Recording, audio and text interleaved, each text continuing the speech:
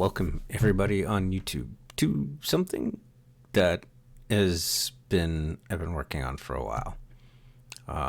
With the writer strike and everything going on right now, and my aspects being tied to things that are within the writer strike, I was feeling frustrated, and I own the copyright, and I don't want to go through the whole spiel of what. By the way, the creator of Fables was kind of genius the other day and released Fables to be public. Now, if you're not sure about that, go look it up. That was just insane. Not many people do that, but when you retain your copyright and whatnot, you can go ahead and do what you want in situations like that. And I was like, wow, it was in awe. But that's for news articles on that subject. I strongly suggest you look it up. Yeah, this is Whiskey Stray. It takes place 3 months before the first book, which is Akira Kurosawa. And my godson decided to dare me because it was a different name, and I changed the name because there'd be too many jokes the other way.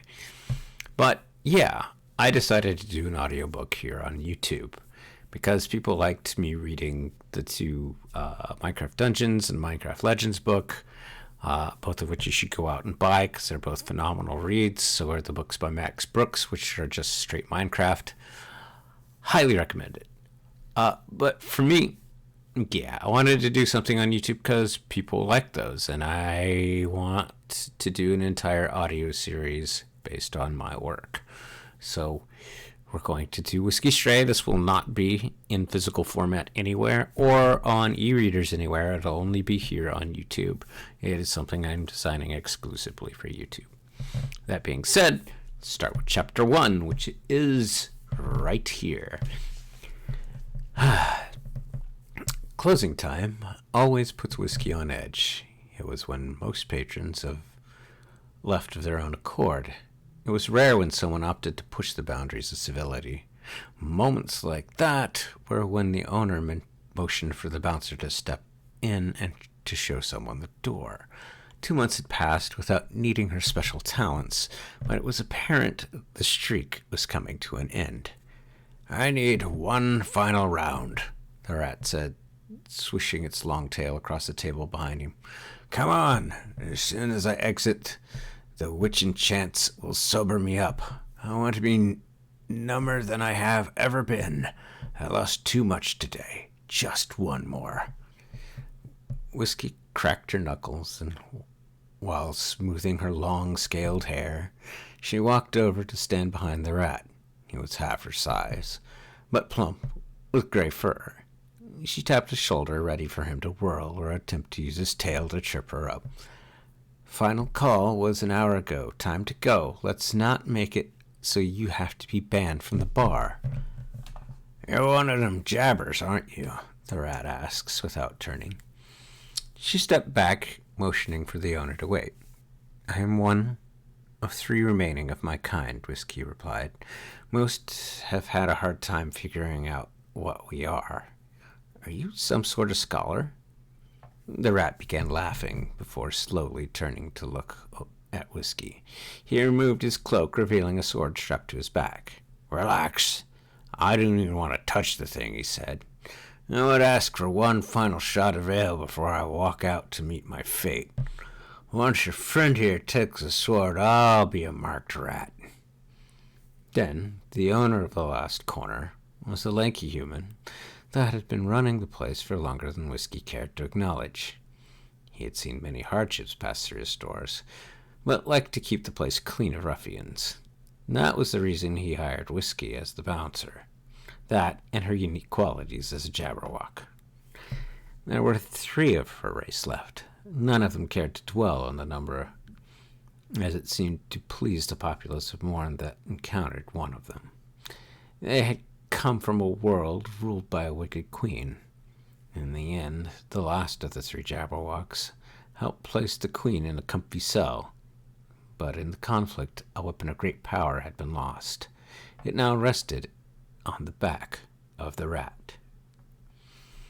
Reaching for the sword, Din traded it for a glass of ale. Laying it on the bar, he slowly unsheathed it. A blade made of stars greeted the three before Den placed it back in the sheath. "That's her," the rat said slowly, drinking half of his ale. "The Vorpal blade. The thing that killed many Jabberwocks. I was hired to pilfer it from a warehouse. The fool that ran it had no idea what it was. However, I knew, and then I realized who I might be working for. Alice.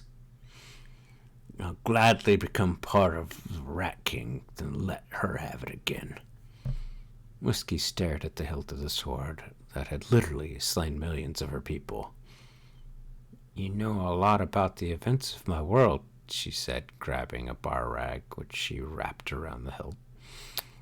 "Are you from my world? Are you a historian?"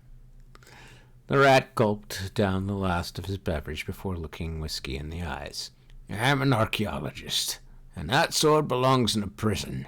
It is a vile thing, as is the mass murderer that has been hiding on Morn since losing it. Did you know Elric Carter used the Vorpal blade to destroy Azathoth?" "Who are you?" Den asked, putting an additional ale on the bar. Taking a long draw off the bottle he had been given, the rat cracked his back before extending a hand to Den.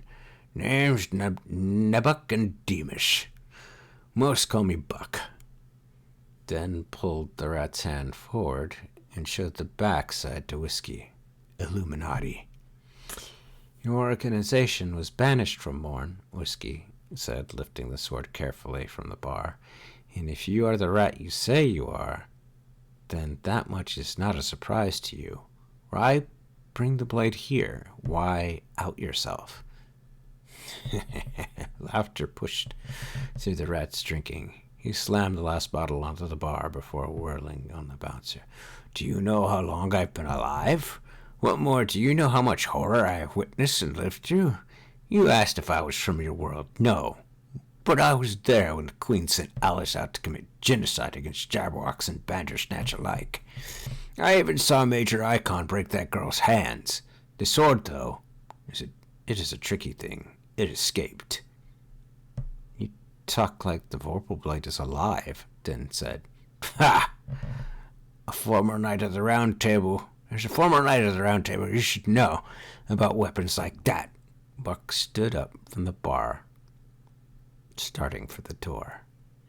"I was able to put some powerful containment spells on the thing this time. It's only a matter of time before it tries to find some fool to wield it again. Might want to find the sword your former king hid away. The two of them need a meeting." And with that, I will see you all in the near future as we continue Chapter 1 of Whiskey Stray. And thank you for listening.